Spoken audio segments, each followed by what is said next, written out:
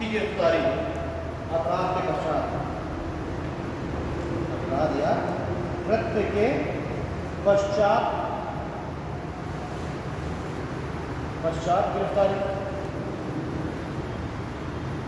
या डिटेन करना, ठीक है, डिटेंशन निरोध। और दूसरा कहा गया है प्रिवेंटिव डिटेंशन यानी निवारक निरोध। उसके अंतर्गत क्या है, अपराध होने से पहले ही गिरफ्तार करना, ठीक है। तो ऐसा नहीं कि आप सोचोगे नहीं अपराध हुआ ही कैसे कैसे गिरफ्तार, वो भी कानून होता है। बात चर्चा करते हैं अभी गिरफ्तार अपराध पूर्व गिरफ्तारी, वो अपराध के पश्चात गिरफ्तारी, अपराध पूर्व गिरफ्तारी है। गिरफ्तारी या इसी को क्या कहते हैं, निवारक निरोध, यानी कि प्रिवेंटिव डिटेंशन, प्रिवेंट करना।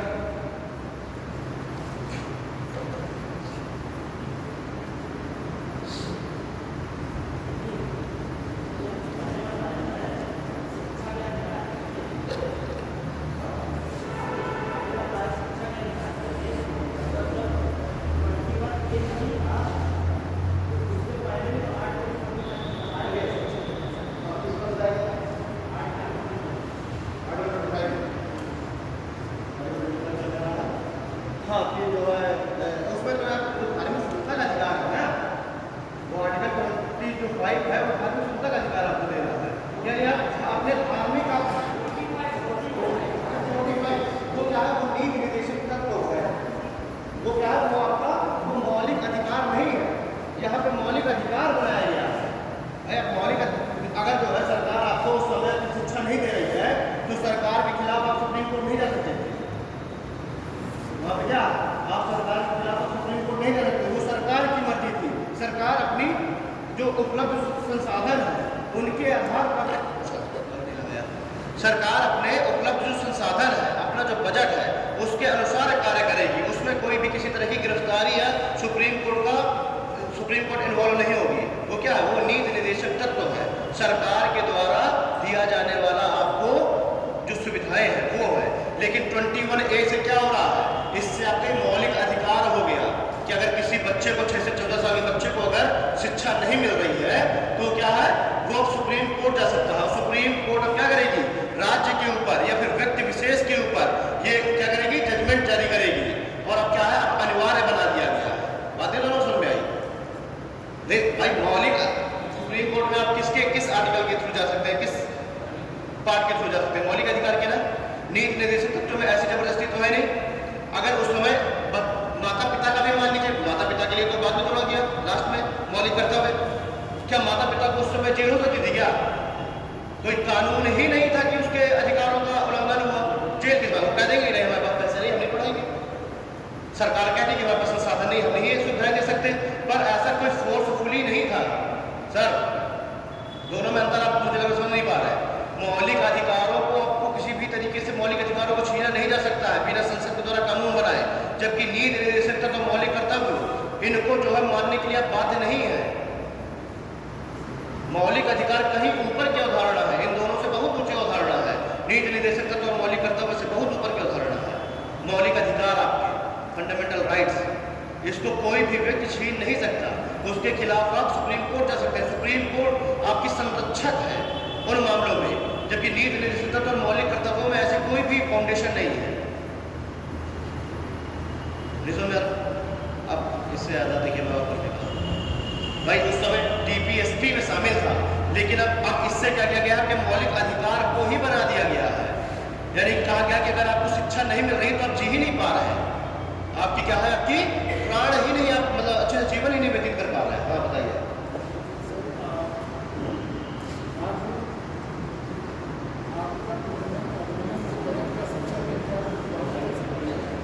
देखिए ये आपदा प्रबंधन अधिनियम के अनुसार ये बात आती है, और देखेंगे जब 34 के आसपास की बात करेंगे। आपदा देखिए ऐसा नहीं है कि अगर कहीं पे बाढ़ आ गई तो वो तो क्या हो जाएगा, वो तो आपका आपदा प्रबंधन का वहाँ पे केस आ जाएगा बाढ़ में।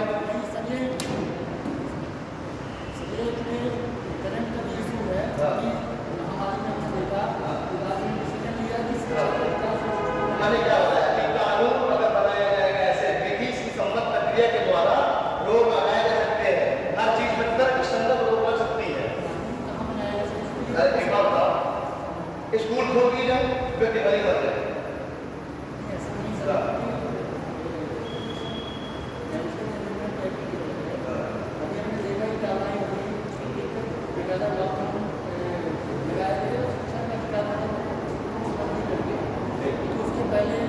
ऑनलाइन ऑनलाइन ऑनलाइन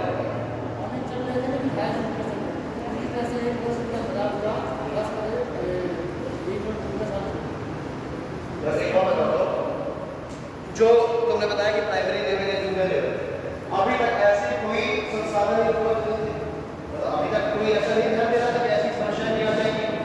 तो शुरुआत में तो चीज बनती गई, लेकिन बाद में आप देखेंगे तो भाई बच्चा क्लास एलकेजी यूकेजी का है, वो बच्चा क्लास में पढ़ने का ऑनलाइन क्या पढ़ेगा, लेकिन फिर भी हम लोग देख रहे हैं बहुत सारे स्कूलों ने क्या किया था कि जूम एप्लीकेशन के थ्रू पढ़ाने की कोशिश की, चाहे वो बच्चा जो है 4th क्लास का, 5th क्लास का, जूनियर हाई स्कूल का।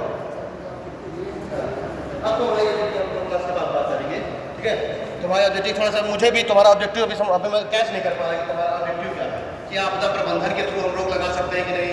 अगर देखें हम तो हाँ ठीक है, लगाई गई है कोविड के समय में, लेकिन जो है इसमें कोई ऐसा नहीं है कि बिल्कुल रोक, इसको जो है अभी तर्क संगत आधारों पर इस वजह से लगाया गया था कि हाँ ठीक है भाई बीमारी चल रही है, तो अगर स्कूल वगैरह खोल जाएगा तो गैदरिंग होगी, इस वजह से। अब इस तरह तो अगर 144 लगा दी जाए तो अब क्लास में फिर भी बैठने से कहीं रोक लगाई जा रही, तो वहाँ पे सार्वजनिक प्लेसों में रोक लगाई जाएगी। ऐसा थोड़ा कि 140 लगा देने से क्लास में बैठने से रोक लगा दी गई, ठीक। हाँ, मतलब हर एक चीज़ में भी अभी इस क्लास के बाद थोड़ा सा तो मुझे भी समझाना कि क्या पूछना चाह रहे हो, मैं अभी तुम्हारे पॉइंट को ढंग से पकड़ नहीं पाया, ठीक है। हो सकता है कि तुम मुझे जो है, मुझे इस बात के बारे में मेरा सोचो तो मुझे जो सेटिस्फाई कर दो, या मैं शायद हो सकता है मैं भी सेटिस्फाई करने पे, तो हम लोग क्लास के बाद थोड़ा सा डिबेट करेंगे। हम लोगों ने क्या देखा, अपराध या कृत्य के पश्चात की गिरफ्तारी क्लास के बाद होगा, ठीक है। ये ना सोचना सर नहीं बता रहा है, उसमें फंस जाएंगे। देखो कोई भी ऐसे सडन मुद्दे होते हैं अचानक से नहीं दिमाग में आते हैं, हो सकता लूप होल मैं भी ना वो चीज़ पकड़ पाया हो, ठीक है। तो इसके बाद हम लोग बात करेंगे, इसमें कोई ऐसा बड़ा माइंड करने की बात नहीं कि सर ने वो बीच में क्लास में इस मुद्दे को हटा दिया, ठीक है। ठीक है, हो सकता है मुझे पता था। गिरफ्तारी के या अपराध के पश्चात होने वाली गिरफ्तारी और अपराध से पहले होने वाली गिरफ्तारी, दोनों में क्या अंतर है, और दोनों में आपको कुछ अधिकार भी मिले हैं। अगर आपने अपराध किया है और उसके पश्चात अगर आपकी गिरफ्तारी हो रही है तो भी आपके कुछ अधिकार है, और उधर भी मान लो कुछ अधिकार है, कुछ अधिकारों का वहाँ पे आपको उल्लंघन भी किया जा रहा है अपराध के पश्चात होने वाला है। इसमें पहले हम देखेंगे कि जब कोई क्राइम हो जाएगा उसके बाद आएगी आपको पुलिस गिरफ्तार करने, ठीक है। कोई क्राइम हो गया उसके पश्चात पुलिस आपको गिरफ्तार करने आएगी। इसमें आपको क्या क्या अधिकार शामिल है। पहली बात तो वही मैंने जो हथकड़ी वाला बताया ना, जिस तरह से वो आपके स्वतंत्रता का उसमें शामिल है, इससे पहले वाले में ठीक है ना, दैहिक स्वतंत्रता के अधिकार में, वैसे ही यहाँ पे भी शामिल है कि आपको ऐसे हथकड़ी लगा के नहीं ले जाया जा सकता, क्योंकि अभी तक आप दोषी सिद्ध नहीं हुए हैं। आपकी क्या आपकी गिरफ्तारी हो गई है, ठीक है ना, आपने सामने आपने गोली मार दी किसी को, ठीक है, बहुत लोग देख रहे हैं, लेकिन वो लोग जजमेंट नहीं देंगे। जजमेंट कौन देगा? न्यायपालिका देगी। न्यायपालिका आपको दोष सिद्ध करेगी, आपको मुर्जुम सिद्ध करेगी, तब आपके ऊपर जो है ये हथकड़ी लगाई जा सकती है। जैसे कि बेड़िया लगाना, पहले हम सोचते थे बेड़ियों में आदमी को बांध दिया था, अब देखा जाएगा बेड़ी वो पिक्चरों में छोड़िए कि वो जैसे देखो कैसे बांध चुके, कौन सी मूवी थी वो, दिल जले पता नहीं कौन सी थी, वो उसको गया था जंजीरों से बांध के बेड़िया उड़िया। तो ये सब क्या में आएंगे, मतलब इनको आप नहीं कर सकते, ठीक है। आप हथकड़ी लगा के लोग किसी को नहीं ले जा सकते जब तक कि वो दोषी सिद्ध नहीं हो गया है, ठीक है। अब तो खैर दोषी सिद्ध होने के बाद क्या बेड़िया नहीं लगा सकते, दोषी सिद्ध हो जाएंगे आप, फिर भी आपको ले जाया जाएगा, तब भी आपको हथकड़ी लगा के ले जाया जाएगा, ये नहीं कि आपको बेड़िया लगा के ले जाया जाए। अब लेकिन इसमें भी कुछ तर्कसंगत आधार है, बेड़िया भी लगाई जा सकती है। मान लीजिए कोई बहुत तगड़ा मुलजिम है, ठीक ना, बहुत बड़े हिडियस क्राइमों में उसने जेनोसाइड किया हुआ है, उस आधार पे कुछ आधारों पे ये भी लगाया जा सकता है। कुछ तर्कसंगत आधार है, शर्तें रोक लगी हुई है, लेकिन क्या है सरकार जो है कुछ तर्कसंगत आधारों पर कर सकती है ये, ठीक है। इसी में एक पॉइंट और क्या आएगा कि आपको जब भी आपकी गिरफ्तारी होगी उसके 24 घंटे के अंदर आपको मजिस्ट्रेट के सामने प्रस्तुत किया जाएगा, ठीक है। 24 घंटे के अंदर आपको मजिस्ट्रेट के सामने प्रस्तुत किया जाएगा। आपकी गिरफ्तारी होने की 24 घंटे। अब इस 24 घंटे में नहीं कि आपकी गिरफ्तारी हुई है जम्मू कश्मीर में और गिरफ्तार किसने किया है, उत्तर प्रदेश पुलिस ने, आपको लखनऊ लेके आना है, तो आप कहेंगे 24 घंटे के अंदर तो प्राइवेट जेट बुक करके आ रही पुलिस। नहीं, उसमें जो है जो ट्रेवल का जो समय है वो शामिल नहीं किया गया है, यानी 24 घंटे के अंदर, लेकिन उसमें जो यात्रा में लगने वाला समय है वो शामिल नहीं किया गया है। ये क्यों किया गया है, ताकि जो है पुलिस पता चले कि किसी को गिरफ्तार कर ले रही है और 3 दिन तक उसको अपने लॉकअप पे रख के, जिसे पुलिस रिमांड कहते हैं, रिमांड में रख के और बढ़िया तुम्हें थोड़ा कर रही है और कह रही है कि नहीं अपना स्वीकार करो कि तुमने ये काम किया है। ठीक है, तो इस संबंध में अच्छा यहाँ पे भी एक अभी कुछ समय पहले तमिलनाडु में एक मुद्दा आया था, क्या नाम था उसका, कुछ क्रिश्चियन था वो, उसको पुलिस ने क्या किया था कि अच्छा लॉकडाउन के समय की ही बात है, तो ये मुद्दा ये हुआ था कि पुलिस वाले शाम को 7 बजे दुकान बंद करा देते थे, तो उस व्यक्ति ने कह दिया कि ये वाले पुलिस वाले हमारी दुकान बंद कराएंगे और देखो बगल वाला खोले वो उससे पैसे ले रहे हैं तो उसकी दुकान नहीं बंद करा रहे हैं। तो एक वहाँ पे ऑटो वाला खड़ा था, उसने ये बात सुन ली और जाकर के पुलिस में कंप्लेंट कर दी कि आपके खिलाफ ऐसा ऐसा बोल रहा था। पुलिस वाले आए, उसको उठा ले गए और उठा करके उसको 4 दिन तक लॉकअप पे रखे और बहुत ज़्यादा मारे उसे। ठीक है, फिर उसके बाद उसका बेटा गया, उसके बेटे को भी पुलिस वालों ने बंद कर लिया। बाद में क्या होता है कि फिर कोर्ट से जब तक मतलब उसके लिए लेके आते हैं कि भाई कोर्ट जब तक आदेश करती है कि इसको लेके आइए, तब तक उनकी मृत्यु हो जाती है, इतनी ज़्यादा उनको मारा जाता है। ठीक है, तो उसकी जो है मृत्यु हो जाती है, पिता पुत्र दोनों की हो जाती है, पिता मृत्यु होती है, इतना याद नहीं मुझे। तो वो क्यों बनाया गया ऐसा कानून, ताकि पुलिस वाले पूरी तरीके से पुलिस वाले डिक्टेटरशिप ना कर सके, मतलब ये सब ना बना सके, किसी को उठा ले जा रहे हैं और 3-4 दिन तक लगातार पीट रहे हैं पुलिस वाले। अच्छा, पुलिस वाले भी अच्छा वो होते हैं, वो क्या करेंगे, गिरफ्तार किसे करेंगे, फ्राइडे की नाइट में, फ्राइडे की नाइट में गिरफ्तार करेंगे। क्यों, सैटरडे संडे कोर्ट बंद है। हम लोगों ने बहुत बार देखा होगा कि गिरफ्तारी, अधिकतर गिरफ्तारी कब होती है, फ्राइडे नाइट में। ठीक है, मतलब शाम को 10 बजे से पहले, 10 बजे के बाद गिरफ्तार कर नहीं सकते, 10 बजे से पहले आपकी गिरफ्तारी होगी। क्यों, क्योंकि सैटरडे और संडे तो कोर्ट बंद है और कोर्ट बंद है तो मजिस्ट्रेट के सामने आप पेश नहीं कर सकते। यहाँ पे भी एक पॉइंट है, अगर जो है किसी ऐसे व्यक्ति की गिरफ्तारी की गई है जिसको मजिस्ट्रेट के सामने प्रस्तुत करना, मतलब कोई ऐसा क्रिमिनल है, तो जो न्यायाधीश है वो चाहे तो अपने आवास में भी, या फिर न्यायाधीश छत में से ऊपर खड़ा है, पुलिस वाले उसको बाहर ऐसे ले गए और दिखा दिया सर देखिए पकड़ लाए, पुलिस वो जो जज हो इस सारे से भी कह सकते हैं हाँ ठीक है ले जाओ। मतलब मजिस्ट्रेट के सामने अगर पेश करना है तो न्यायाधीश चाहे, वो न्यायाधीश का अधिकार है कि वो चाहे तो अपने घर में भी उसको, मतलब घर में भी बुला सकता है। ठीक है, और अगर न्यायाधीश नहीं बुलाता है तो फिर सैटरडे संडे 2 दिन कोतवाली में रखेगी पुलिस और फिर उसके बाद जब मंडे को जब कोर्ट खुल जाएगा तब मजिस्ट्रेट के सामने पेश किया जाएगा और फिर मजिस्ट्रेट क्या करेगा, उसे जुडिशियल कस्टडी में भेज देगा। पुलिस रिमांड और जुडिशियल कस्टडी में अंतर हो जाते हैं ना। पुलिस रिमांड किसके अंदर आता है कि पुलिस काहे में रखेगी, लॉकअप में रखेगी, वहाँ बढ़िया आराम से अपनी तुड़ाई उड़ाई करती है। ठीक है, और जब जुडिशियल रिव्यू में, जब जुडिशियल कस्टडी में जब चला जाता है मुलजिम, यानी कि जेल में शिफ्ट कर दिया जाएगा, तब वहाँ पे पुलिस थोड़ा फिर वहाँ पे जाकर के उससे उगलवा सकती है कि आपने क्राइम किया कि नहीं किया।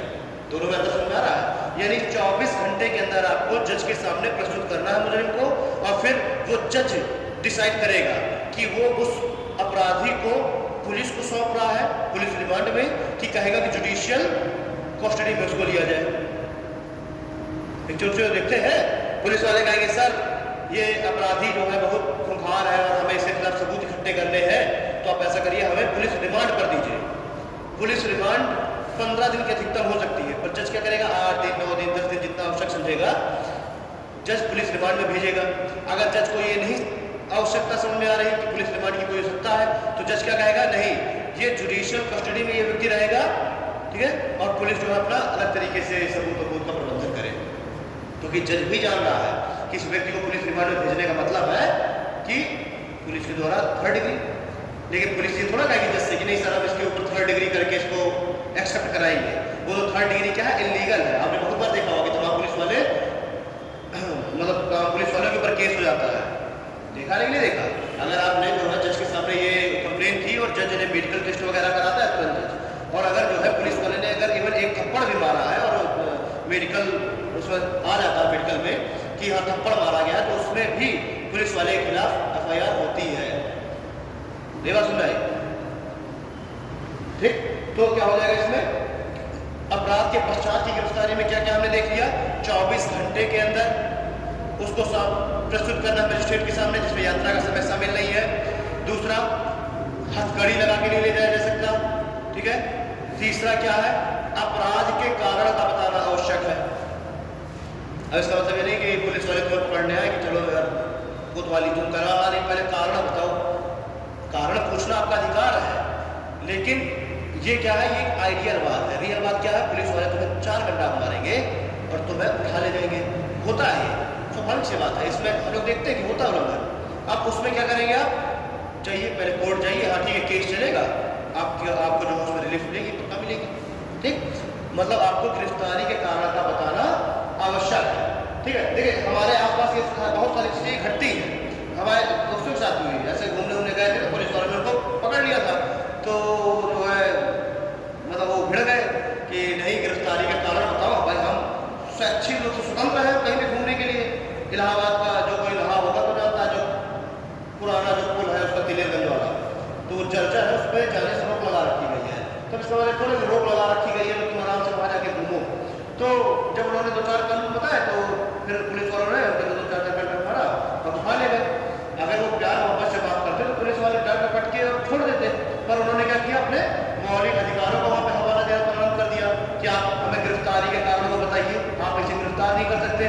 तो उन्होंने क्या किया, पीटा अलग ले गए, रात भर बैठाए रहे, ठीक है ना। साथ में उनके खिलाफ उस समय 144 वगैरह लगी हुई थी, 144 को मतलब अभी तक वो लोग केस लड़ रहे हैं, अभी तक केस लड़ रहे हैं। अगर उस केस में दोषी साबित होते हैं, भले उनके ऊपर 100 रुपए का फाइन लगाया गया, क्या होगा, अभी फॉर्म नहीं भर पाएंगे। अगर आपके ऊपर इवन 1 रुपए का, के ऊपर 1 रुपए का भी फाइन लगाया गया है ना, अगर वो चाहेगा कि मैं जो है सरकारी नौकरी की तैयारी कर लूँ तो क्या फॉर्म भर सकता नहीं, क्योंकि अब आप अपराधी घोषित हुए हैं। मुद्दा हुआ 1 रुपए का, अभी तक प्रशांत भूषण वाले लोग बोल रहे हैं 1 रुपए का फाइन लगाया गया है। तो यहाँ पे क्या है कि प्रत्येक चीजें आपको अपने मौलिक अधिकारों से नहीं जोड़नी है, आपको वहां पे देखना है कि किससे काम जल्दी बन जाएगा, ठीक है। कानून है पर उनके लूप होल भी है। क्या हो गया, गिरफ्तारी आपका हो गया 24 घंटे के अंदर, अपराध के कारण को बताना, और एक मैंने क्या बताया कि आपको हथकड़ी नहीं लगाई जाएगी, ठीक। अब अपराध पूर्व की हम लोग बात करते हैं। अच्छा, इसी में आपसे एक पॉइंट और है कि आप अपनी मर्जी के किसी भी वकील से आप क्या कर सकते हैं, बातचीत कर सकते हैं। मतलब अपने केस से संबंधित आप जो बातचीत है अपने मर्जी के किसी भी वकील से कर सकते हैं, आपकी मर्जी है। ऐसा नहीं पुलिस वाले नहीं कहेंगे नहीं प्रशांत भूषण को आप फायर नहीं कर सकते, ठीक है। आप किसी और दूसरे वकील, आप जिस वकील से चाहेंगे आप विधिक सहायता प्राप्त करने के अधिकारी हैं। आप कोई भी कितना बड़ा आपने क्राइम किया हो, आपको विधिक सहायता लेने से मना नहीं किया जा सकता, ठीक है। चौथा पॉइंट इसमें ये हो गया, विधिक सहायता लेने का अधिकार अपने मर्जी के किसी भी वकील से, ठीक। अब हम देखते हैं प्रिवेंटिव डिटेंशन में क्या आता है, निवारक निरोध के अंतर्गत।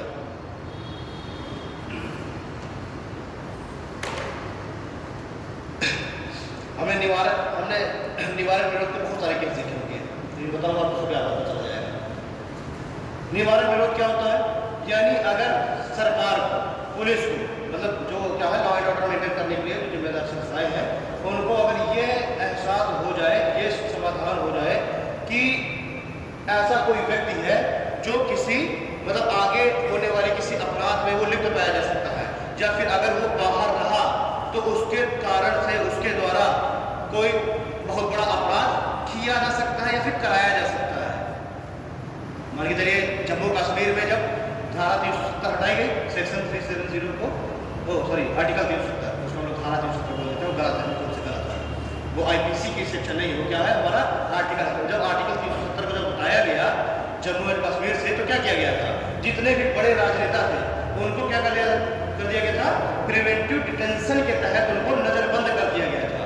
प्रिवेंटिव डिटेंशन का मतलब सिर्फ ये नहीं कि जेल में बंद कर देना, जेल में भी बंद किया जाता है, लेकिन उनको उनके घर में भी नजरबंद कर दिया जाता है। मतलब वो पुलिस वाले कर दिए रहेंगे और क्या करेंगे, आप ना किसी फोन में बात कर सकते, ना आप कहीं बाहर जा सकते, ना कोई आपसे मिलने घर के अंदर आ सकता।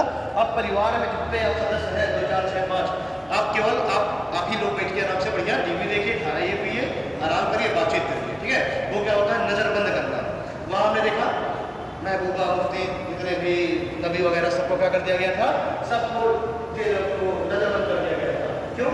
क्योंकि ऐसा पुलिस को या फिर जो सुरक्षा एजेंसियां हैं, इनको ये आभास था कि अगर ये व्यक्ति बाहर रहे तो ये क्या करेंगे, भड़काऊ भाषण देंगे, ये न्यूज़पेपर में लेख निकालेंगे, ठीक है ना। यानी सिर्फ भाषण देना बोल करके ही नहीं है आधार, आप लिख करके भी, आप अभिव्यक्ति जता करके भी, अगर आप अभिव्यक्ति के द्वारा भी अगर ऐसा कोई क्राइम होने की संभावना है तो वो भी अगर आप इशारे से, आपने इशारा ही कर दिया, ठीक है ना, बिना लेख निकाले बिना बोले अपने इशारा भी कर दिया, ऐसे भी अगर संभावना है कि भड़क सकता है कोई दंगा या फिर कोई क्राइम हो सकता है, तो इन आधारों पे आपको क्या किया जाता है, प्रिवेंटिव डिटेंशन के थ्रू आपको बंद कर दिया जाएगा, ठीक है, आपको गिरफ्तार किया जाता है, आपको नजरबंद किया जाता है।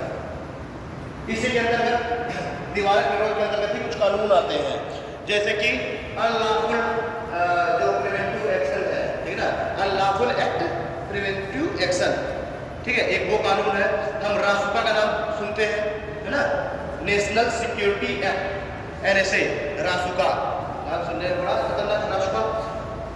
कुछ हम देखते हैं, पोटा देखते हैं, टाटा देखते हैं, मीजा देखते हैं, ठीक है, और कोई नाम याद आ रहेगा आपको? पोटा हो गया, टाटा हो गया, मीजा हो गया, हाँ, अनलॉफुल ALDA, ठीक है ना, अनलॉफुल डिटेंटिव एक्ट करके है, ठीक है, ULDA वो हो गया। तो ये सारे एक्ट क्या है, प्रिवेंटिव डिटेंशन के लिए बनाए गए। टाटा वगैरह तो नाम सुना होगा, ठीक, पुराने पिक्चर में एक सनी देओल के ऊपर टाटा लगाया गया था, एक बहुत पुराने पिक्चर में, वो पिक्चर का नाम याद नहीं आ रहा है, अर्जुन पंडित कोई मूवी थी, तो उसके ऊपर क्या लगाया गया, टाटा। अच्छा, टाटा क्या है, बहुत ही कठोर कानून था टाटा, उसको हटा दिया गया, जैसे केवल 7-8 साल ही चला था, हटा दिया गया था। अच्छा, जब इंदिरा गांधी ने क्या किया था, आपातकाल लगाया था, ठीक है ना, आपातकाल के समय ही शायद टाटा आया था, तो उसमें क्या किया गया था कि जितने ये अदर पार्टी के जो नेता थे, देखिए मैं कंफर्म नहीं कि आपातकाल के समय टाटा आया था, लेकिन आया था, 7-8 साल बाद उसको खत्म कर दिया गया था। वो टाटा आया था या मीजा आया था, मीजा आया था मेरे ख्याल से, MISA, ठीक है। तो उसमें क्या किया गया था कि ये एक्ट ले आया गया था, और इंदिरा गांधी को पता था कि आपातकाल में उन्होंने कुछ ज़्यादा डिक्टेटरशिप की थी, तो उन्हें पता था कि भाई विपक्षी जो पार्टियां हैं वो बहुत ज़्यादा बोलेंगी। तो जब मीसा लाया गया था तो उससे क्या हुआ, जितने भी विरोधी जो नेता थे बड़े बड़े, सबको उठा के जेल में बंद कर दिया गया था, मतलब कोई भी इवन एक भी बड़ा नेता नहीं बचा था जो बाहर रह गया। और उसी समय जयप्रकाश नारायण का उदय हुआ था, ठीक है ना, उसी समय सॉरी जयप्रकाश नारायण का उदय नहीं, ये लालू प्रसाद यादव वगैरह का उदय हुआ था, ये सब जयप्रकाश नारायण JP वगैरह सब अंदर कर दिए गए थे। और ये लालू प्रसाद यादव, मुलायम सिंह यादव, ये सब उसी समय की ही पैदाइश है, जब बड़े नेता नहीं रह गए थे, तो छोटे नेताओं ने भी कमान संभाली थी, ठीक है। तो ये टाटा और मीजा जो है ये थोड़ा सा बड़े कानून थे, ठीक, ये क्या सारे प्रिवेंटिव डिटेंशन से संबंधित कानून थे, यानी कि अपराध होने से पहले ही इन कानूनों के आधार पर गिरफ्तारी की जा सकती थी। अभी हम लोगों ने हाल फिलहाल में देखा कन्हैया कुमार वाला 2016 में, उसने क्या किया था, JNA में भाषण वगैरह जो दिया था, उसमें यही सब उसने कहा था। अब उसमें आधार क्या बनाया गया कि इसके जो भाषण है, इसने जो अभिव्यक्त किया, वो उसके अभिव्यक्ति सुनता है ना, कि वो बोल सकता है, लेकिन क्या कहा गया बोर्ड के द्वारा, या फिर जब उसके खिलाफ एक्शन लिया गया तो कहा गया कि आपकी अभिव्यक्ति की आज़ादी में वो आज़ादी शामिल नहीं है जिसके द्वारा देश की एकता और अखंडता में खतरा आए या फिर लोक प्रशासन में खतरा है। पहले हम लोगों ने बात किया था कि आपको अभिव्यक्ति की आज़ादी है, लेकिन अब इसका मतलब ये नहीं कि आप कहें कि भारत के टुकड़े हो गए, या फिर आप कहें कि जो है हम नॉर्थ ईस्ट के, जैसे कहा गया कि हम जो है जो ये चिकन नेक को बांट देंगे तो नॉर्थ ईस्ट को अलग कर देंगे, तो आप एकता और अखंडता पे आप खतरा नहीं उठा सकते आपने अभिव्यक्ति के द्वारा।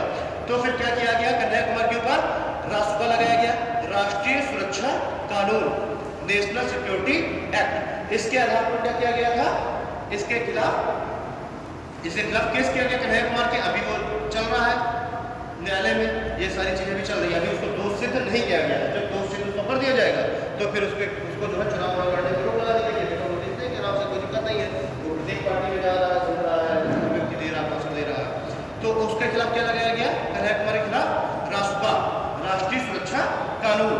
ये सारे के सारे भाई, उसने कोई ऐसा तो है नहीं कि उसने वहाँ पे JNU में दंगा करा दिया, लेकिन उसने जो अभिव्यक्ति जो भाषण दिया उसके आधार क्या हो सकता, दंगा भड़कने की संभावना थी, ठीक है। जम्मू कश्मीर में अगर ये महबूबा मुफ्ती वगैरह को जेल में न बंद किया जाता तो दंगा भड़कने की संभावना थी, और भड़क भी सकती थी। जम्मू कश्मीर में कुछ हुआ क्या, इवन एक भी पत्थर चला गया नहीं चला, 370 हटा दिया गया, इंटरनेट बंद कर दिए गए। ठीक है, वहां पे भी इंटरनेट अगर बंद किया गया तो क्या कहा गया कि देश की सुरक्षा के लिए उन्होंने इंटरनेट बंद किया है। अब वहां पे कोई ये नहीं कंप्लेन करता था कि हमारे जो है दैहिक स्वतंत्रता के अधिकार में शामिल है इंटरनेट का अधिकार, नहीं। ठीक है ना। तो देखिए जैसे कि वीजा है ना, इसमें क्या हो रहा था, इसका सर्वाधिक बार दुरुपयोग हुआ, इसका सबसे ज्यादा बार दुरुपयोग किया गया। वही आपातकाल के समय में लगाया गया था, सबसे ज्यादा बार इसका दुरुपयोग किया गया। बड़े बड़े सारे नेताओं को अंदर डाल दिया गया। कभी अगर आपको पूछ दिया जाए कि सबसे ज्यादा दुरुपयोग किस कानून का किया गया, वीजा का किया गया सबसे ज्यादा दुरुपयोग। ठीक है, टाडा जो है सबसे कठोर कानून था, terrorism activity detention act Tada. ठीक है, टेररिज्म एक्टिविटी डिटेंशन एक्ट जो टाडा वो सबसे कठोर कानून था, उसके ऊपर भी टाडा लगाया गया था संजय दत्त के ऊपर, जब ये आपका उसके घर से ये सब मिल गई थी घर वगैरह। ठीक, तो जो है टाडा सबसे कठोर कानून था। POTA, preventive of terrorism activity था कोटा, तो टाडा को हटा करके फिर कोटा बुलाया गया, टाडा हटा करके कोटा लाया गया। वो अपेक्षाकृत उससे कम कठोर था, टाडा को ज्यादा कठोर था, कोटा उससे कम कठोर था। ठीक है, कोटा हो गया। एक हो गया आपका रास्का, NSA नेशनल सिक्योरिटी एक्ट, इसको सबसे ज्यादा बार उपयोग किया गया है। भाई सर्वाधिक दुरुपयोग किसका हुआ है, वीजा का, लेकिन सर्वाधिक उपयोग किसका किया गया है, रास्का का, NSA का। लेकिन ये पूछ लेता है, इसीलिए वीजा को हटा दिया गया था। अच्छा, जैसे ही हम देखिए हटाया गया, अब आपातकाल के समय तो भाई जिसकी लाठी उसकी डस, इंदिरा गांधी ने लगा दिया एक्ट, कानून, पता था उसको कि ये सब उपद्रव करेंगे। ठीक है, सबको उठा के जेल में बंद कर दिया गया। अब जैसे ही मोरारजी देसाई की सरकार आई, तो सब बेचारे खुद तो हो गई थे, उन्होंने सबसे पहले क्या किया, कॉन्स्टिट्यूशनल अमेंडमेंट किया। तो उसमें क्या कहा गया कि अब सरकार को एक बार राष्ट्रपति से कोई भी अगर वो कानून बना रही है सरकार, तो उसको एक बार राष्ट्रपति से क्या करना पड़ेगा, मतलब राष्ट्रपति से जो है उसका राष्ट्रपति की अनुमति लेने के लिए उसके पास भेजेंगे और राष्ट्रपति एक बार वापस कर सकता है उस कानून को। भाई अभी तक इससे पहले क्या था कि अगर जो है सरकार ने कोई विधेयक भेजा, कानून भेजा, उसके पास बिल भेजा राष्ट्रपति के पास, तो राष्ट्रपति सिग्नेचर करने के बाद था, पहली बार नहीं। लेकिन 78 का जो कॉन्स्टिट्यूशनल अमेंडमेंट हुआ था 1978 का, तो उसमें क्या किया, पहले सबसे पहले मोरारजी देसाई सरकार ने कि उसने कहा कि अब जो है राष्ट्रपति कोई भी अगर कानून है उसको एक बार पुनर्विचार के लिए सरकार के पास भेज सकता है, क्योंकि वो देख चुके थे कानून बना करके सबको जेल में बंद कर दिया गया था। उसी सरकार ने मीसा हटाया था, क्योंकि वो खुद तो हो गई थी मीसा कानून की ना, कि वो भाई बिना जो है अपील दलील और वकील के उठा के जेल में बंद किया जा रहा था। एक तरह से मीसा की हम बदला किससे कर देंगे, रोलेट से ही करना ज़्यादा सही है, क्योंकि उसमें जो है बिना किसी अपील दलील और वकील के आपको जेल में बंद कर दिया जा रहा है। प्रिवेंटिव डिटेंशन में कुछ पॉइंट्स हैं। ठीक है, प्रिवेंटिव डिटेंशन समझ में आया क्या है, मतलब गिरफ्तारी से पहले भी आपको बंद किया जा सकता है। और कितने समय के लिए बंद किया जा सकता है, 3 महीने के लिए। मतलब इधर पे देखिए, अगर आप कोई अपराध कर दे रहे हो उससे अच्छा तो फिर अपराध कर दो। अगर आपने अपराध कर दिया तो 24 घंटे के अंदर मजिस्ट्रेट के सामने आपको प्रस्तुत करना है। अगर आपने अपराध नहीं किया, प्रिवेंटिव डिटेंशन लगाया गया, 3 महीने तक आपको गिरफ्तार करके रखा जा सकता है। ठीक है, ये 3 महीने का जो समय है इसको और भी बढ़ाया जा सकता है अगर हाई कोर्ट के द्वारा एक कमेटी का गठन किया जाएगा। हाई कोर्ट की कमेटी अगर ऐसी अनुशंसा कर देगी कि इस व्यक्ति को अभी और ज़्यादा डिटेंड किया जाए, तो 3 महीने से भी ज़्यादा जितना समय तक के लिए हाई कोर्ट कहती है, हाई कोर्ट की कमेटी, तब तक के लिए आपको गिरफ्तार करके रखा जा सकता है। मतलब 24 घंटे वाला जो अधिकार है उसका इसमें उल्लंघन है। इसमें एक उल्लंघन और क्या है, आपको गिरफ्तारी का कारण बताने की आवश्यकता नहीं है। आप पूछोगे सर मुझे क्यों गिरफ्तार किया, नहीं, प्रिवेंटिव डिटेंशन। तो मान लो अगर पुलिस वालों ने तुमको रास्ते में पकड़ लिया तो कहोगे सर मैंने क्या अपराध किया है, तो अगर वो क्या कहेगा कि हम आपको प्रिवेंटिव डिटेंशन के थ्रू गिरफ्तार कर रहे हैं, क्या कर लोगे आप। अब उसमें तो अगर आपको है पता है कानून क्या है, अब जो गाँव का व्यक्ति बेचारे संविधान नहीं पता, वो तो कहेगा प्रिवेंटिव डिटेंशन क्या, तो कहेगा अपराध से पहले ही गिरफ्तारी, तो कहेगा ये कहा है अपराध तो हुआ नहीं, गिरफ्तारी कैसे, तब तो और बढ़ जाएगा उससे पुलिस वाले से कि मैंने जब अपराध नहीं किया, तुम्हें पता है अपराध नहीं किया, तो कैसे गिरफ्तारी। और उसको नहीं पता ना कि इसमें कारण बताने की कोई भी आवश्यकता नहीं है। बात सुन रही ना, अपराध करोगे तो कारण आपको पता चलेगा, अपराध नहीं करोगे तो बिना कारण के भी आप अंदर जाओगे। और कम से कम 3 महीने, मतलब जितना समय वो चाहे, ठीक है ना, आपको रिटर्न करने वाला हाई कोर्ट उस समय को और भी बढ़ा सकती है। क्लियर है ना, यानी कि 24 घंटे वाला भी आपको अधिकार यहाँ पे खत्म हो गया। गिरफ्तारी का कारण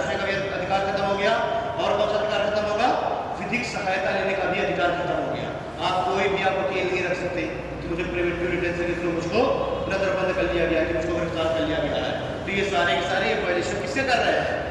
एक तरह से देखा जाए तो आर्टिकल 22 का जो ये पार्ट ए है, ठीक है ना, इसका वायलेशन कर रहा है आपका जो 22 का जो पार्ट बी है। क्लियर है ना? चलिए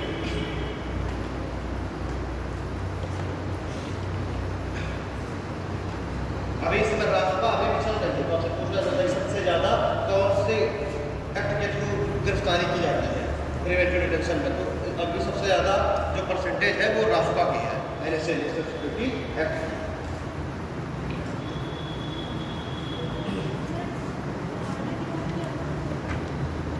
कौन पूछा? टाटा रिपोर्ट आया प्रिवेंटिव ऑफ टेररिज्म एक्टिविटी, ठीक है ना, मतलब अगर कोई टेररिज्म एक्टिविटी होने की संभावना है तो उस समय कोटा लगा दिया जाता था, और जिन व्यक्तियों के ऊपर जो वो था अंदेशा था कि ये लिप्त हो सकते हैं इन चीज़ों में, तो उनको उठा के जेल में बंद कर दिया जाता था। ठीक है, टाटा इसके पहले आया था, टाटा थोड़ा सा ज़्यादा सख्त था। अनलॉफुल डिटेंटिव एक्ट आया, ULD अनलॉफुल डिटेंटिव प्रिवेंशन एक्ट करके था, ठीक है, अनलॉफुल डिटेंटिव प्रिवेंशन एक्ट। तो वो पहला वाला तो खत्म कर दिया गया था, अब उसका एक दूसरा नया आया लेटेस्ट मॉडल, तो वो अभी चल रहा है। अगर कोई आप विधि सम्मत कोई कार्य नहीं कर रहे हैं, कानून के अगेंस्ट जाके कोई कार्य कर रहे हैं, तो अभी आपको गिरफ्तार किया जा सकता है। ठीक, वो आपको ULDA अनलॉफुल डिटेंटिव प्रिवेंशन एक्ट करके है, तो उसका एक नया फेज आया, तो उसके वो इस समय चल रहा है।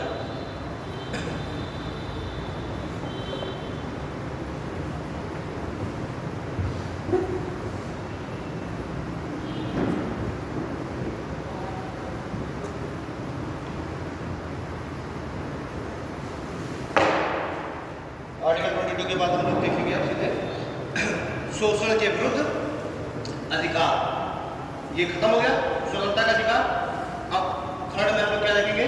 शोषण के विरुद्ध,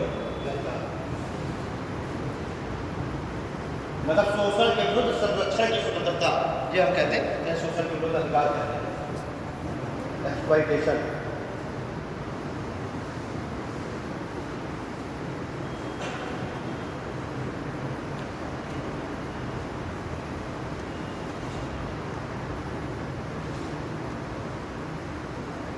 कौन से आर्टिकल का संरक्षण किया गया है?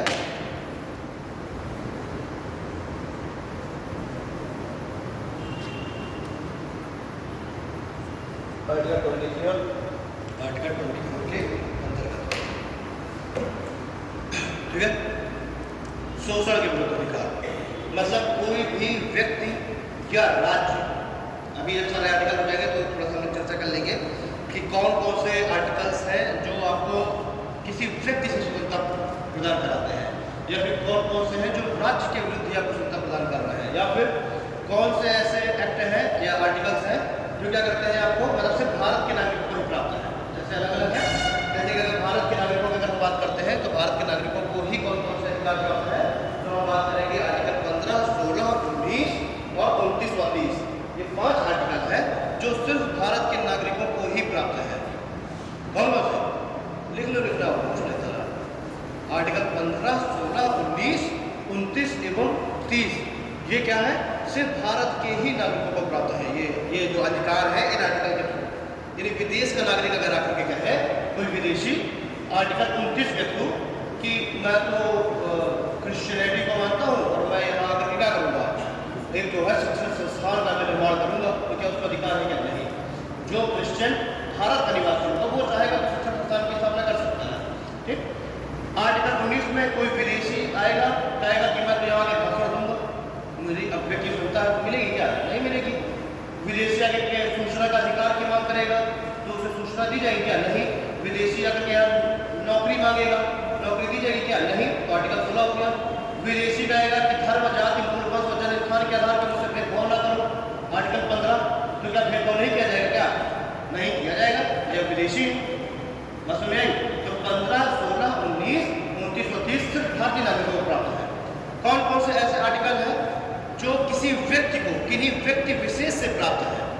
कौन कौन से ऐसे अधिकार हैं जो किसी व्यक्ति को, इंडिविजुअल व्यक्ति को किसी इंडिविजुअल व्यक्ति से प्राप्त है।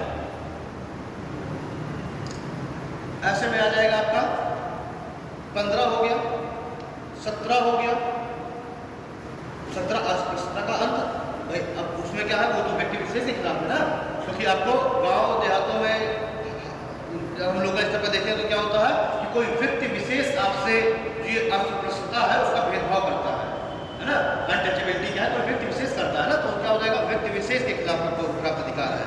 आर्टिकल 15 के थ्रू कोई व्यक्ति ही होगा जो आपकी जाति के आधार पर आपसे भेदभाव करेगा, आपके जन्म स्थान की तुम इस गाँव के नहीं हो तो भेदभाव वगैरह, तो ये सब क्या है, व्यक्ति विशेष के खिलाफ।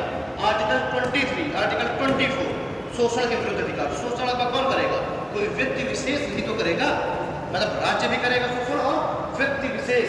अब अगर हम बात करते हैं 19, तो व्यक्ति विशेष में उसको शामिल नहीं करते, क्योंकि वो अपनी भाषा की स्वतंत्रता है वो एक तरह से राज्य के विरुद्ध, ठीक है। तो व्यक्ति विशेष से के विरुद्ध प्राप्त होने वाले अधिकारों को कौन कौन लेंगे, 15, 17, 23 और 24। क्लियर है। अगर 23-24 की बात करें तो आपको क्लियर हो जाएगा कि क्यों जो है व्यक्ति विशेष के खिलाफ अधिकार हमें प्राप्त है शोषण के विरुद्ध।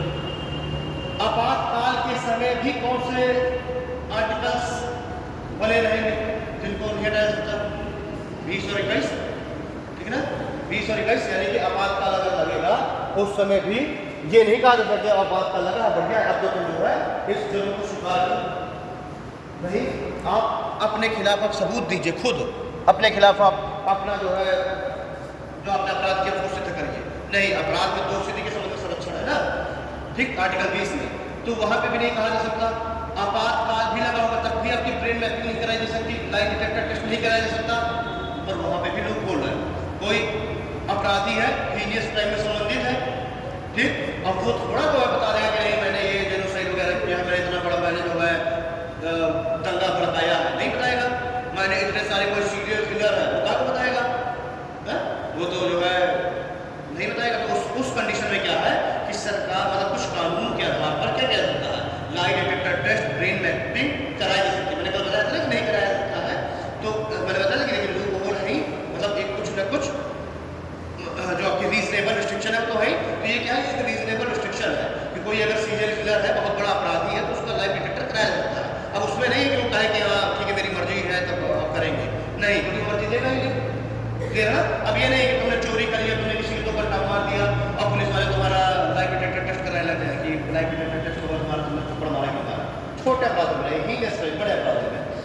अब हम इसके बाद बात करें तो ठीक है, तो 20 और 21 आपके आपातकाल में भी आपके नहीं हटाए। आर्टिकल 20 क्या कह रहा है, आर्टिकल 20 कह रहा है कि मानव दुर्व्यवहार एवं बलात्कार इनके विरुद्ध प्रत्येक व्यक्ति को संरक्षण मिला हुआ है, ठीक है।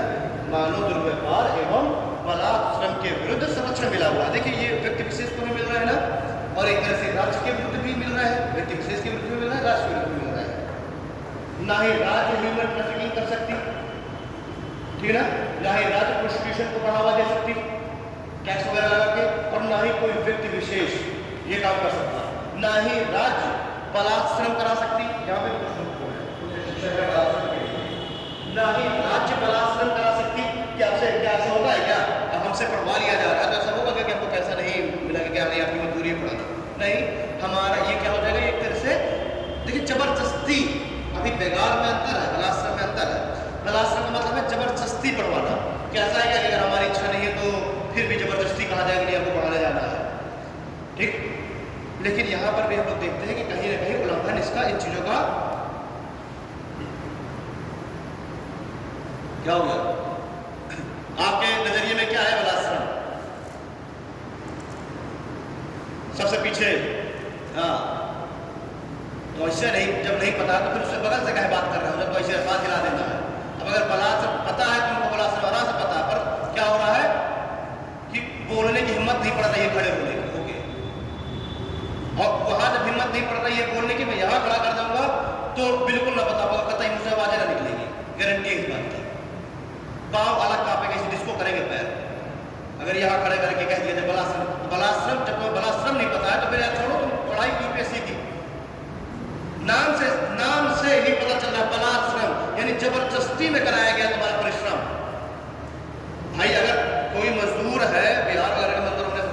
अपने यहाँ कोई मजदूर है या फिर तुम चौराहे से कोई मजदूर पकड़ के लेके गए, अब वो दोपहर के बाद वो कहने लगा कि भैया मेरी तबीयत खराब है और मैं अपना ना कर पाऊंगा, तो तुम्हें क्या अधिकार प्राप्त है कि तुम उसको आधी दिन की उसकी दिहाड़ी देकर के उसकी छुट्टी कर दोगे? ये नहीं कहोगे कि नहीं मैं तुमको लेके आया हूँ 6 बजे तक काम करोगे। ये क्या हो जाएगा? बला से मेरी जबरदस्ती में कराया गया कार्य, बला से उसके लिए भले ही तुम पैसा दो ना, तुम खेतों में मजदूर से काम करा रहे हो, जबरदस्ती नहीं करा सकते। मैं उठा के बाहर कर दूंगा तुरंत 2 मिनट के अंदर, कहने के बावजूद भी तुमने अगर बात किया। अब मैं कर सकता हूँ, एक एग्जाम्पल मिल चुका है, ठीक है ना, तुरंत कर दूंगा बाहर, कोई रोकने वाला नहीं, क्या बाहर कर दिया। अब अभी मैंने बलाश्रम कहा तो मुझे हाथ हिला रहा, बलाश्रम बता रहा हूँ तो बगल वाले को बता रहे हो, मुझे बताओ ना क्या है बलाश्रम। फ्लो बिगाड़ देते हो यार फालतू में। 50 बार कहा कि ये बगल वाले से ना गाना पूछ लिया करो, जो बोलना है मुझसे बोलो ना, पूछो मुझसे कि सर क्या है, क्या चीज़ क्या है क्या नहीं है, मुझे पता होगा बताऊंगा, नहीं पता होगा मना कर दूंगा, नहीं पता मुझे। लास्ट बात है तुम्हारी 1 हफ्ते तक की। अब 1 हफ्ते मैंने तुम्हें बात करते तुम तो बात कर दो, फिर आना अगले दिन से चाहना आता, तुम ना आओगे तब भी क्लास चलेगी, आओगे तब भी क्लास चलेगी। ये पता ना तुम्हें कि ना आओगे तो तुम्हारे ऊपर तुम्हारे पास मुख्यमंत्री का फोन आएगा, सर आप क्यों नहीं आ रहे हैं, आपके लिए कोचिंग चलाई जा रही है, आओगे ना। लेकिन भाई की बात है बाहर चले जाओ और आप तुम लोग बात करके अंदर आ जाओ, ठीक। यानी कि अगर किसी भी कंपनी में आप नौकरी कर रहे हैं, अगर वो समय है, देखिए पहले से समय डिसाइड कर दिया जाएगा 10 से 5 की आपकी जॉब है, पर कोई भी कंपनी आपसे 5 बजे के बाद जबरदस्ती काम नहीं करा सकती, ठीक। अगर आपसे जबरदस्ती काम करा रही है तो एक तरह से क्या है, बलाश्रम का जो आपके बलाश्रम के विरुद्ध आपको संरक्षण प्राप्त है, आप उसके थ्रू आप कंप्लेन कर सकते हैं कि उससे बलाश्रम कराया जा रहा है। वहाँ पैसा दिया जा रहा है या नहीं दिया जा रहा है वो मैटर नहीं करता। अब इसी में हम लोग देखेंगे बेकार क्या है।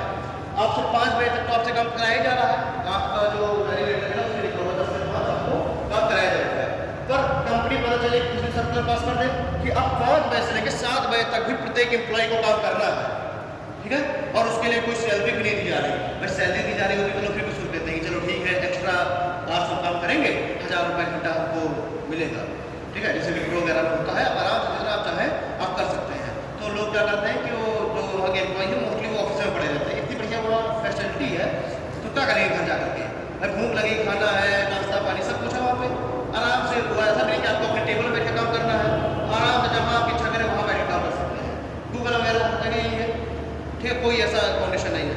वहाँ क्या होता है, अगर आप एक्स्ट्रा आवर्स का काम करते हैं तो आपको एक्स्ट्रा पेमेंट दिया जाएगा। तो लोग क्या करते हैं, घर जाने से अच्छा 2 घंटा वो डेली का काम कर लेंगे, तो डेली का तो 3000 रुपये उनकी एक्स्ट्रा सैलरी बन गई, तो महीने का जो खर्च है वो उससे एक्स्ट्रा सैलरी से निकल गया, है ना, जो आपने एक्स्ट्रा काम किया।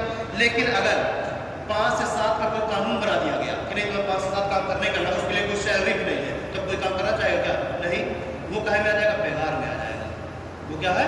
बेकार। यानी कि ऐसा कार्य, ऐसा परिश्रमिक कराना जिसके लिए कोई भी पारितोषिक न दिया जाए, कोई भी पैसा न दिया जाए। मनरेगा है तो मनरेगा क्या है? एक तरह से अगर मनरेगा को लॉन्च किया गया तो एक तरह से कहीं ना कहीं उसको प्राण एवं दैहिक स्वतंत्रता के अधिकार के अंदर शामिल किया गया। क्यों? क्योंकि किसी व्यक्ति के जीवन का अधिकार तभी संभव है जब उसके इनकम का भी कोई ना कोई सोर्स हो। भाई अगर उसके इनकम का सोर्स है तो क्या वो जी सकता है क्या गर्मामयी जीवन? फिर क्या होगा, उसको भीख मांगनी पड़ेगी। तो क्या गर्मामयी जीवन है क्या भीख? नहीं। तो अगर मनरेगा है तो मनरेगा किसके आधार पे लॉन्च किया गया? आर्टिकल 21 के प्राण एवं दैहिक स्वतंत्रता। चलिए अगर हम बात करें उसको जोड़ दें हम आर्टिकल 23 से, अगर मनरेगा में मजदूर से काम करा लिया गया, ठीक, और उसको पैसा न दिया गया तो क्या हो जाएगा? वो बेकार हो जाएगा। मतलब बिना पैसे के कराया जाने वाला काम क्या हो जाएगा? बेकार। और जबरदस्ती कराया गया काम इच्छा के विरुद्ध सामने वाले के, उसके लिए भले उसको ज्यादा पैसा दिया जाए, कितना भी पैसा दिया जाए, इच्छा नहीं है तो नहीं है इच्छा, तो क्या हो जाएगा? बलाश्रम हो जाएगा। दोनों में समझ में आया? ये तीनों के तीनों आर्टिकल 23 में दिए हुए हैं। मानव दुर्व्यवहार, जिसे ह्यूमन ट्रैफिकिंग कह देते हैं, मानव दुर्व्यवहार, बलाश्रम एवं बेगार, इन तीनों के विरुद्ध जो संरक्षण है वो किसमें मिला है? आर्टिकल 23 में।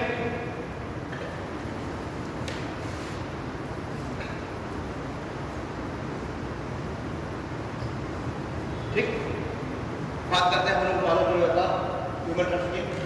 अब आप लोग कह दो कि सर हमारा जो आर्टिकल 19, पहले नोट करो, नोट क्या करना, जीरे नोट तो लिखे हैं।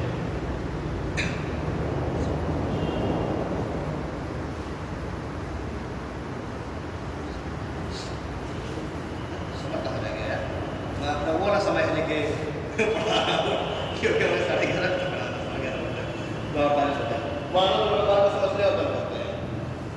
बेकार और बलात्कार का समझ में आ गया, जबरदस्ती कराया गया श्रम, भला श्रम भले कितना भी पैसा दिया जाए और कितना भी जो है आपकी इच्छा से कराया जाए, लेकिन उसके लिए अगर आपको पैसा नहीं मिल रहा है, क्या हो जाता है, वो बेकार हो जाता है। ठीक है, भले ही आप जो है ऐसा आपका टप्पा है तो जो है उसमें वचन दे रखा है कि मैं हमेशा मजबूती की सुरक्षा करूंगा, लेकिन उसके लिए उसको पैसा नहीं दिया जा रहा है, उसके पूर्वजों ने ऐसा कुछ कर रखा है कॉन्ट्रैक्ट साइन, और उसको उस कॉन्ट्रैक्ट के आधार पर उसको पैसा नहीं दिया जाए, क्या हो जाएगा, बेकार हो जाएगा। ठीक है, सुरक्षा कानून से क्या हो जाएगा, आप कह रहे हो कि सर मैं तो गांजे का व्यापार करूंगा, या फिर मैं असलहे का व्यापार करूंगा, या फिर मैं नॉर्थ ईस्ट से लड़कियों को ले जाकर के दुबई में बेचूंगा।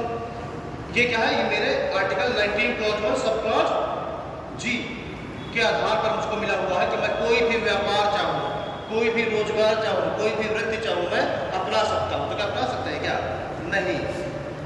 ठीक है, क्योंकि वो क्या हो जाएगा आपके, वो एक तरह से आप क्या कर रहे हैं, मानव धर्म व्यापार कर रहे हैं, या फिर आप ऐसा कोई व्यापार कर रहे हैं जो कि विधि की सम्मत प्रक्रिया के अनुरूप नहीं है, यानी कानून संगत नहीं है।